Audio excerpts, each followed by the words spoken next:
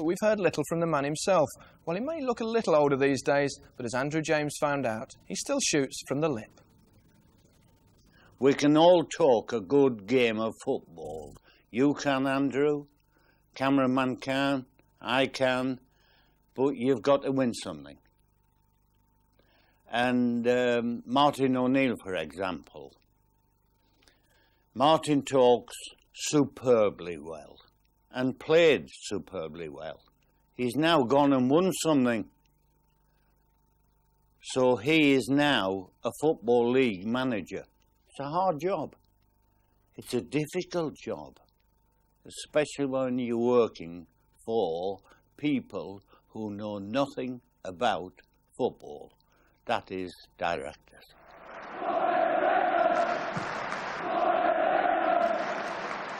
He talks a lot of sense to suit him, and rightly so. He's manager of possibly the second biggest club in Europe. And he's had so much success, he's staggered everybody. So he's got talent as a manager. He beat me at Forest 1-0 in the FA Cup, and if he'd have lost that day, he'd have lost his job. But that's the way it goes in football. That's what makes it so good. I think on the whole, he's done remarkably well.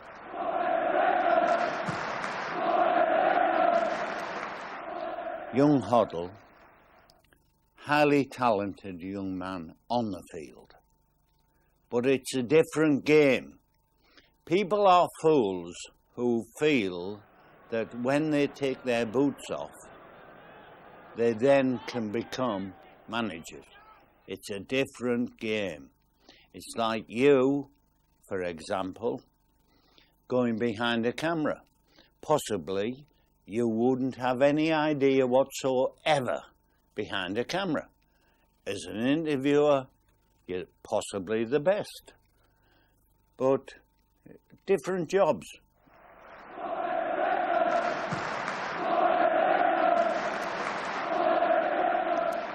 I think it's talent wasted.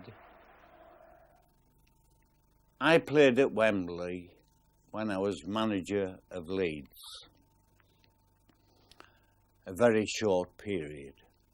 And Keegan and Bremner were sent off at Wembley. Brave decision by a good referee. Gascoigne, I played against when he was playing for Tottenham. He should have been sent off before he even got on the pitch. He finished up getting injured. He's dissipated his talent, and I don't think the image he gives the game is good.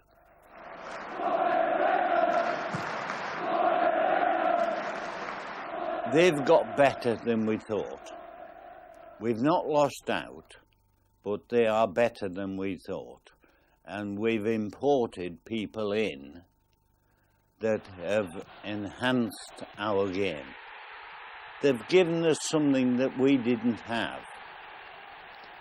I don't like them coming over here to Middlesbrough, for example, and saying, well, it's cold and all that type of thing. What the hell do they want? We don't have palm trees in Middlesbrough. And why did they come in the first place? They come because we pay them money. And they have to perform.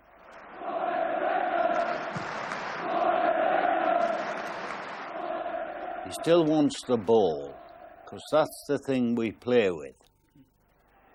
He still wants it on the floor. Because that's why God gave us grass. To play football on the floor. Not in the clouds. At Nottingham at the moment, the spectators only see 45 minutes of 90 minutes. Because the other 45 minutes, the ball is in the clouds, up in the air, and football isn't designed for that.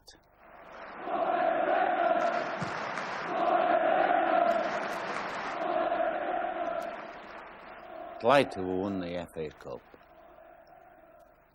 and that would have completed everything. It wasn't to be, and that was okay. I signed some good players, and I worked with good people, and I never worried about doing the job in the sense that I never thought I was, inadequate. I always thought I could do it, and I did it. I could have been a little bit less aggressive, but then that would have taken something away from what I had. I could have been a little bit more understanding. I could have made less mistakes. But since I retired, I think of the good things.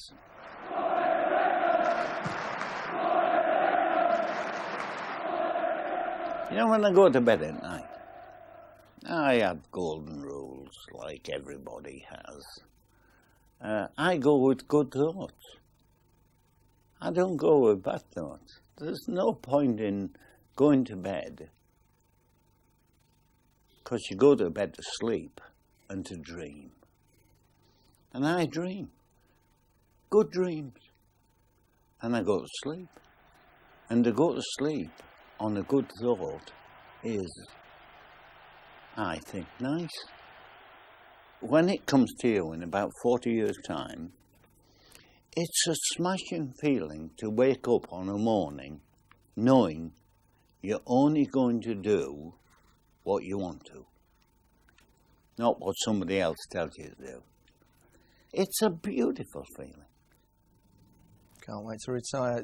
He sounds the old familiar Brian Clough in many ways, and good to see him looking in reasonable shape. Yeah, it's great to hear from him again. And we do miss him, don't we? He's one of the game's true characters, arguably the most charismatic manager we've ever seen, and considering the limited resources, maybe the greatest that Derby Nottingham Forest had never had any money to play with. But what a character. He suggested in the piece there that he could have perhaps been looking back more mellow, but it wouldn't have been Brian Clough if he was, would he? Not at all, no. He made me a winner at a time when I thought my career was drawing to an end. He took me to Wembley twice, 2 cup finals, 2 winners' medals. I'll be eternally grateful to him for that. His management style was abrasive, intimidating, but that's what made him such a great manager. He was a brilliant man motivator. I think the greatest we've ever seen. His training techniques were non-existent, hardly ever trained. He's just a great man management and fantastic at spotting things in a game and putting things right when they were going wrong. What was he like to actually play for, though? It was quite intimidating. Well, very intimidating, and really his management style is of a bygone age. It wouldn't work anymore with the superstars of today and the kind of money they're earning. They'd just walk away, do you think? Exactly. I mean, he used to wait for me as I was coming out of the toilet, and, I was 29, married, 2 kids and a big mortgage, and he used to ask me if I'd washed my hands on the way out of the toilet. I mean, he wouldn't get away with that nowadays, but it was right for his age, for his time, and what a fantastic manager. And a great deal of success to boot. Yeah. Well, Clough, of course, won the European Cup